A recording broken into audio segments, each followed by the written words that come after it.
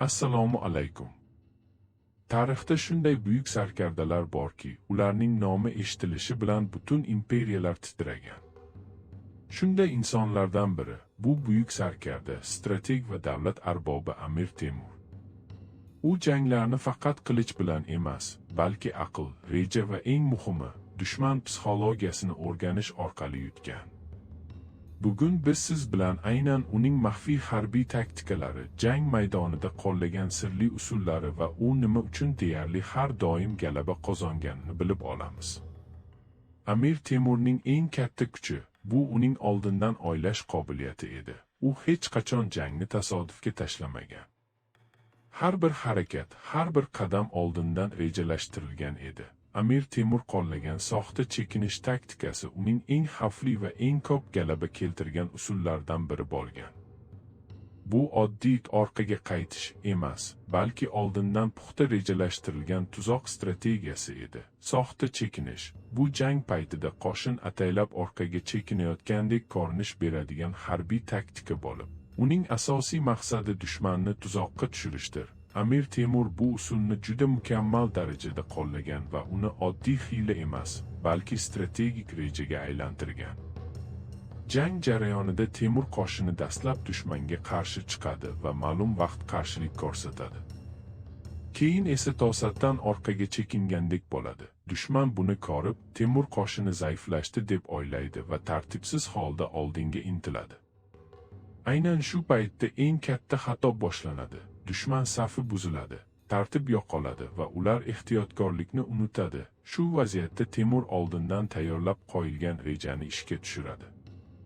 Uning qo'shinlari qanotlardan hujum qilib, dushmanni har tomondan qurshab oladi. Natijada dushman o'zini g'alaba qilyapman deb o'ylagan holatda to'liq mag'lubiyatga uchraydi. Bu taktikaning eng muhim jihati shundaki, u faqat harbiy kuchga emas, balki inson psixologiyasiga asoslanadi. Dushman g'alaba yaqin deb o'ylaydi, ehtiyotkorlikni yo'qotadi, tartibsiz hujum qiladi va eng muhimi, tuzoqqa tushadi.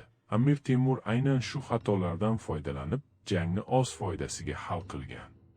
Psixologik bosim strategiyasi, bu dushmanni jang maydonida emas, balki uning ongida yengish usulidir. Amir Temur bu usulni juda chuqur tushungan va uni harbiy yurishlarda keng qo'llagan. Uning asosiy maqsadi shunday edi.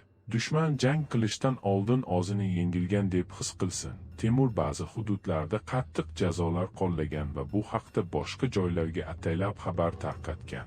Natijada dushman Temur qo'shindan qo'rqardi, qarshilik ko'rsatishdan oldin ikkilanardi, hatto jang qilmasdan taslim bo'lishni o'ylardi. Bu esa Temurga jangsiz g'alabalar olib kelgan.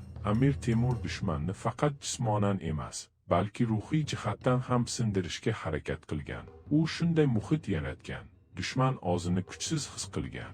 Temur qo'shinini yengib bo'lmaydigan deb o'ylagan. Har bir qarorda qo'rquv bo'lgan.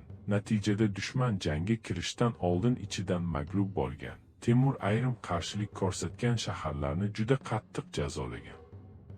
Bu voqealar ataylab boshqa hududlarga yetkazilgan. Maqsad bitta. Agar qarshilik qilsang, nima bo'lishini o'ylab ko'r. Bu esa boshqa shaharlarni jang qilmasdan taslim bo'lishga majbur qilgan. Amir Temurning eng katta yutug'i shunda ediki, u ko'pincha jangni maydonda emas, balki oldindan, dushman ongida yutardi. U dushmanni shunday holatga olib kelardiki, ular qarshilikdan qo'rqardi. Ular o'z kuchiga ishonmay qo'yardi. Ular taslim bo'lishni eng oson yo'l deb bilardi. Xulosa qilib aytganda, Amir Temurning psixologik bosim strategiyasi shuni isbotlaydi.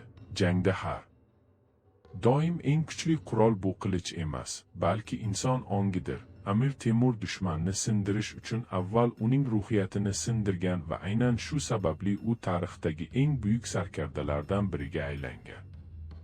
Amir Temurning tezkor harakat va kutilmagan hujum strategiyasi shuni anglatadiki, dushman tayyor bo'lmasdan turib, juda tez va kutilmagan joydan zarba beriladi. Bu yerda asosiy kuch, tezlik, vaqtni to'g'ri tanlash va kutilmaganlikdir. Amir Temur bu usulni shunday mukammallashtirganki, dushman ko'pincha u qayerdan va qachon kelishini bilolmagan. Temur qo'shinlari juda harakatchan bo'lgan. Ular uzoq masofalarni qisqa vaqtda bosib o'tgan, yengil harakatlangan, tez saf tortib hujumga o'ta olgan. Bu esa dushmanga tayyorgarlik ko'rish uchun vaqt qoldirmagan. Natijada dushman ko'pincha hali vaqt bor deb o'ylagan paytda jang allaqachon boshlangan bo'lardi. Amir Temurning eng kuchli usullaridan biri dushman kutmagan tomondan hujum qilish edi. U oddiy yo'llardan emas, balki chol hududlardan, tok yo'llardan, kutilmagan marshrutlardan foydalangan. Bu esa dushmanni butunlay sarosimaga solgan. Kutilmagan hujumning eng katta kuchi shundaki, u dushmanning tayyorgarligini buzadi. Dushman safni to'liq tuzib ulgurmaydi. Buyruqlar chalkashadi, qo'rquv paydo bo'ladi. Shu paytda jangning natijasi deyarli hal bo'ladi. Jangda eng muhim narsa faqat kuch emas, balki tezlik va kutilmaganlikdir. Amir Temur bu usul orqali dushmanni tayyorlanish imkonidan mahrum qilgan va ko'plab g'alabalarga erishgan. Bugungi mavzumiz yakunida bir narsani aniq tushunib olishimiz kerak. Tarixda buyuk g'alabalar faqat kuch bilan emas, balki aql, reja va psixologiya bilan qo'lga kiritilgan. Amir Temurning harbiy san'atiga nazar tashlasak, u 3 ta asosiy strategiyani mukammal darajada birlashtira olganini ko'ramiz. Birinchisi, tezkor harakat va kutilmagan hujum strategiyasi. Temur qo'shinlari tez harakat qilgan, dushman kutmagan joydan zarba bergan. Bu esa raqibga tayyorgarlik ko'rish uchun hech qanday imkon qoldirmagan. Jang ko'pincha boshlanishidan oldin uning natijasi deyarli hal bo'lgan. Ikkinchisi, psixologik bosim strategiyasi. Temur faqat maydonda emas, balki dushman ongida ham urush olib borgan. Qo'rquv, mishmishlar va misoliy jazolar orqali u shunday muhit yaratganki, ko'plab hududlar jang qilmasdan taslim bo'lgan. Demak, u dushmanni avval ichidan sindirgan. Uchinchisi, soxta chekinish strategiyasi. Bu usulda Temur qo'shini ataylab orqaga chekingandek ko'rinadi. Dushman esa buni g'alaba deb o'ylab, tartibsiz hujum qiladi. Aynan shu paytda Temur oldindan tayyorlangan tuzoqni ishga tushirib, dushmanni har tomondan qurshab olgan. Endi eng muhim xulosa shuki, Amir Temur uchun urush faqat qilich bilan emas, balki aqlli reja, psixologik ustunlik va vaqtni to'g'ri tanlash san'ati edi. U dushmanni kuch bilan emas, balki xato qilishga majbur qilib yutgan. Shuning uchun ham tarix bizga bir haqiqatni o'rgatadi. Eng kuchli sarkarda har doim eng kuchli zarba beruvchi emas, balki eng to'g'ri vaqtni kutib, eng aqlli qaror qabul qiluvchi insondir. Va shu bilan bugungi ma'ruzamiz yakuniga yetdi. Kanalga obuna bo'ling, bizdan uzoqlashmang. Salomat bo'ling.